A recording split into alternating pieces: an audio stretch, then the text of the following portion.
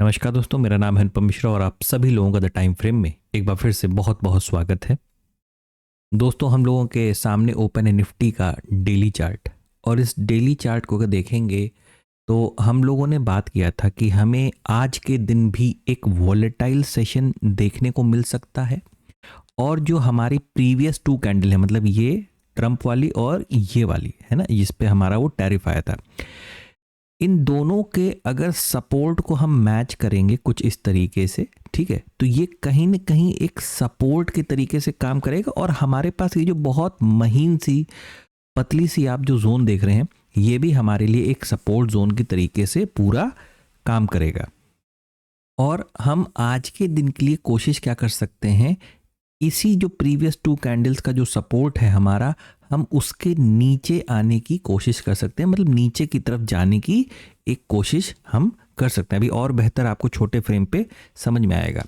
Morning वाले video में हम लोग ने बात की थी कि ये जो वाइट कलर का आप जोन देख रहे हैं, ये हमारे लिए एक गैप नुमा फॉर्मेशन, एक गैप की तरीके से काम करता हुआ नजर आ रहा है। और गैप अगर नीचे की तरफ दिखाई दे रहा है तो ये किस तरीके से काम करता है, एक तरीके से एक सपोर्ट के तरीके से काम करता है। ये अटेम्प्ट, ये कोशिश भरपूर की जा रही है पिछले 3 दिनों से, जिसमें मैं इस दिन को भी काउंट कर रहा हूं, यानी ये टैरिफ वाला दिन, ये मतलब 3 तारीख, 4 तारीख और आज 5 तारीख, ये 3 दिन से इस गैप को फिल करने की कोशिश की जा रही है। लेकिन अभी छोटे फ्रेम पे चलेंगे ना तो आपको ऐसा महसूस होगा कि कोई, जैसे लग रहा है कि कोई ऐसी चीज़ है जो बार बार उसको रोक ले रही है। ठीक है, अभी चलते हैं, फिर आपको और बेहतर समझ वहां पे दिखाई देगी। अगर हम डेली टाइम फ्रेम को थोड़ा सा और एनालाइज करें तो हमें महसूस हो रहा है, ऐसा यहाँ पे दिखाई दे रहा है, एक फॉर्मेशन जैसे बनने को तैयार है।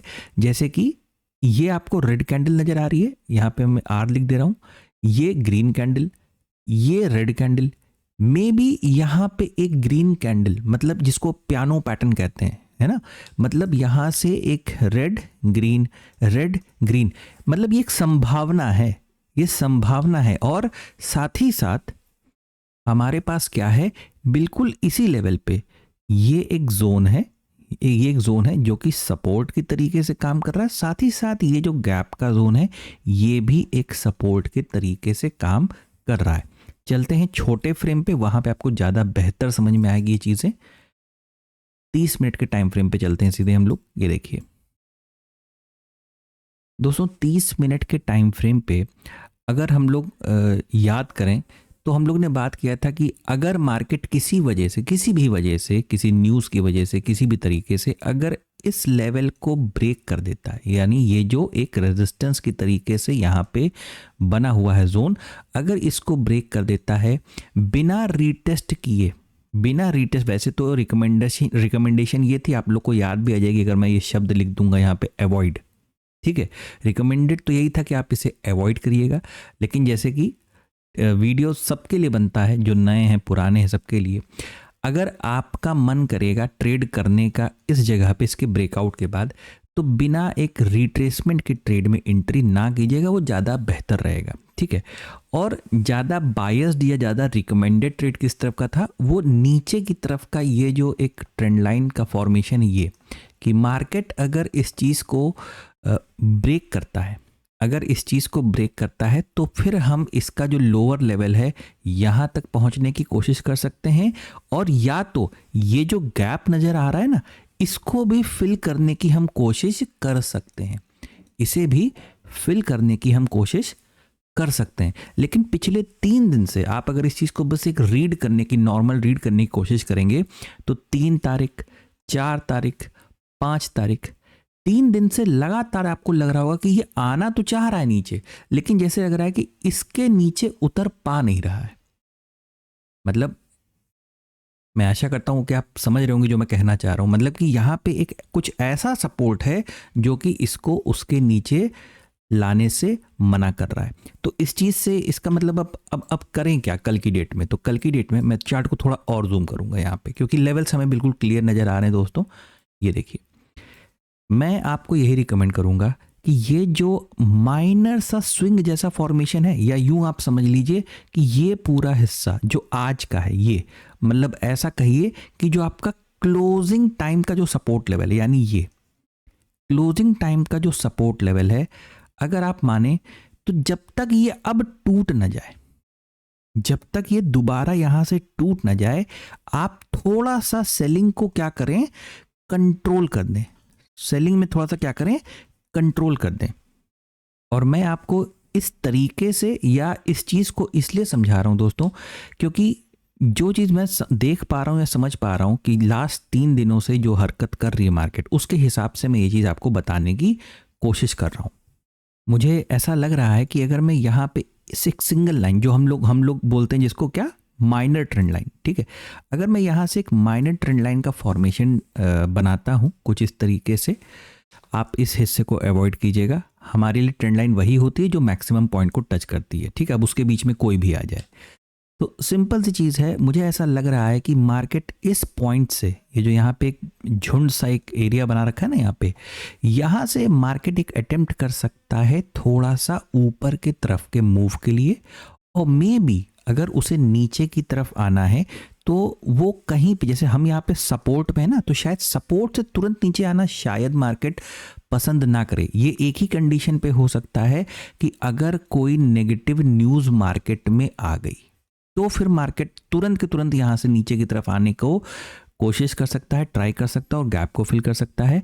क्योंकि एक खबर है जो मार्केट में अभी सर्कुलेट कर रही है, वो है ईरान और अमेरिका वाली। मॉर्निंग वाले वीडियो में भी हम लोग बात कर रहे थे, तो उसमें भी मेरे मुंह से निकल गया था कि ईरान और अमेरिका बैठक तो होने वाली है, लेकिन ट्रंप का कोई भरोसा नहीं कि वो क्या करेगा। तो किसी वजह से वो बैठक शायद अभी स्थगित हुई है, मतलब खराब हो गई है। और अब देखते हैं कि उसका क्या रिजल्ट हमें देखने को मिलता है, बाहर की मार्केट के हिसाब से हमारे ऊपर उसका क्या असर पड़ता है। तो ठीक है, चलिए टॉपिक पे वापस आते हैं कि इस चीज़ को मैं ऐसा सोच रहा हूँ कि यहाँ से मार्केट अगर थोड़ा सा ऊपर की तरफ जाती है रेजिस्टेंस के पास, और अगर वहाँ से ये गिरना चालू करती है कुछ इस तरीके से, कुछ ऐसे, तो फिर हमें एक बेटर ट्रेड लेकिन फिर भी मेरी रिकमेंडेशन यही रहेगी कि जब तक आप इस पूरे हिस्से में हैं, इस पूरे हिस्से में जिसमें हमने ये गैप को भी कंसिडर किया है, आप हमेशा स्कैल्पिंग मोड में ही काम करने की कोशिश कीजिए। मतलब आपको मार्केट जो भी आशीर्वाद दे रहा है उसको लीजिए और वहाँ से थोड़ा सा हटने की कोशिश कीजिए। दोस्तों, मैं आशा करता हूँ कि आप इस चीज़ को समझ रहे होगे, ठीक है, क्योंकि ये थोड़ा सा कल का मार्केट ना थोड़ा सा ट्रिकी हो सकता है, थोड़ा सा चालाक हो सकता है, ठीक है। मैं इस वजह से इस चीज़ को बार बार रिपीट कर रहा हूँ, ठीक है। तो अब यूँ समझ के चलिए कि ये जो हिस्सा आप देख रहे हैं, तकरीबन ये जोन मान के चलिए, मैं इसको फ्री हैंड बस बना दे रहा हूँ, क्योंकि अगर मैं ड्राइंग बनाऊंगा तो काफ़ी ज़्यादा ड्राइंग से भर जाएगा और आपको शायद देखने में प्रॉब्लम होगी। तो मैं चाह रहा हूँ कि मार्केट अगर यहाँ जाती है, इस रेजिस्टेंस के पास अगर कोई भी ऐसा प्राइस एक्शन क्रिएट करती है जो कि मार्केट को, यानी बियरिश प्राइस एक्शन जो नीचे ला सकता है, तो फिर आप यहाँ से एक अटेम्प्ट करने की कोशिश कीजिएगा। यहाँ से मार्केट वापस आके फिर नीचे आता है तो दोबारा यहाँ पे सेल करने की कोशिश कीजिएगा। लेकिन मेरे ख्याल से अगर मार्केट, जैसे आज की मार्केट, हम लोग आज के लिए क्या बात की थी, हम लोगों ने की थी ना कि अगर हम इस जगह पे थोड़ा सा ऊपर खुलते हैं, थोड़ा सा अगर हम ऊपर की तरफ खुलते हैं, तो पहला अटेम्प्ट जो हम करेंगे वो किस तरफ का करेंगे, नीचे की तरफ का करेंगे, ठीक है। बिल्कुल वैसा ही तकरीबन देखने को मिला। कोई बात नहीं, कभी कभार ऐसा सिचुएशन मार्केट क्रिएट करता है जब हमें वेट एंड वॉच की सिचुएशन में जाना पड़ता है। इसमें कोई बुराई नहीं है, कोई हर्ज नहीं है। कल वैसे भी इस वीक का लास्ट सेशन है, बिल्कुल शांत दिमाग से, ठंडे दिमाग से काम करने की कोशिश कीजिए, ठीक है।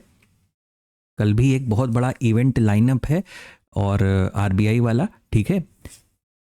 मुझे ऐसा लगता है कि शुरुआती कुछ देर में मार्केट भी थोड़ा सा वेट एंड वॉच करने की कंडीशन में रहेगा, ठीक है। ये सिनेरियो आपको क्लियर हुआ। एक छोटा सा माइनर दूसरा सिनेरियो भी मैं डिस्कस कर लेता हूँ कि जैसे कि आप ये इस हिस्से को देखिएगा ध्यान से, जहाँ से मार्केट हमारा गिरना चालू हुआ है और सपोर्ट तक आया है, ठीक है। कभी कभार क्या होता है दोस्तों कि मार्केट इस तरीके से इस तरीके से ये जो आप रेजिस्टेंस देख रहे हैं ये तकरीबन 25,700 7,700 के आसपास का मेरे ख्याल से रेजिस्टेंस है।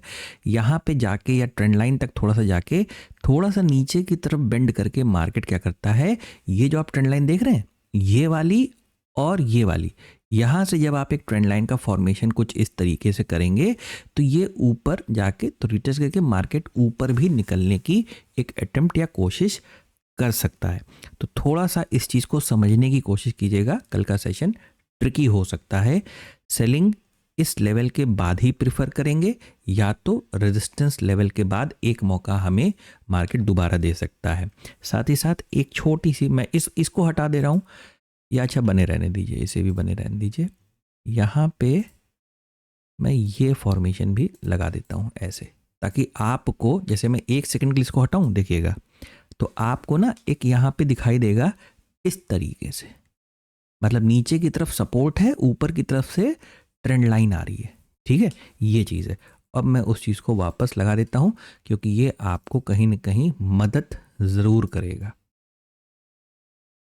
हम लोग आ गए हैं सीधे बैंक निफ्टी पे, और बैंक निफ्टी में हम लोग ने कहा था ना कि मैं इसे एक पोल की तरीके से कंसिडर नहीं कर रहा हूँ क्योंकि एक इवेंट बेस्ड कैंडल है, लेकिन इस हिस्से को मैं कैसे कंसिडर कर रहा हूँ ये आज के मॉर्निंग वाली वीडियो में शायद हम लोग ने बात की थी, मुझे एग्जैक्टली याद नहीं आ रहा, माफ़ कीजिएगा उसके लिए, कि हमें ये एक रेंज की तरीके से काम करते हुए नजर आएगा।